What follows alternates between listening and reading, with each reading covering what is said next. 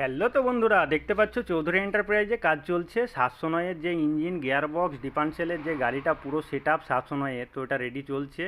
এরপরে কিছু কাজ বাকি আছে, তো তারপর কালার, ওয়ারিং, লেখাই সব কিছুই হবে। এখানটা বুলোরো পিকআপের একটা ট্যাঙ্কি, আর এখানটা এয়ার ট্যাঙ্কি মানে 709-এর ডিফারেন্সিয়াল। তো যারা নতুন গাড়ি বানাচ্ছ, যেখানেই বানাও তোমরা 407-এর ডিফারেন্সিয়াল যারা নেবো ভাবছো, তাদেরকে আমি রিকমেন্ড করব, নতুন গাড়ি যারা বানাচ্ছ মাস্ট তাদের জন্য, তো তারা 709 ডিফারেন্সিয়াল লাগাও, অবশ্যই ভালো হবে। তাতে খরচা 2 পয়সা বেশি হোক, তাতে 10,000, 15,000 কি 20,000 খরচা বেশি হোক, কিন্তু তাও তোমার কাজ আছে।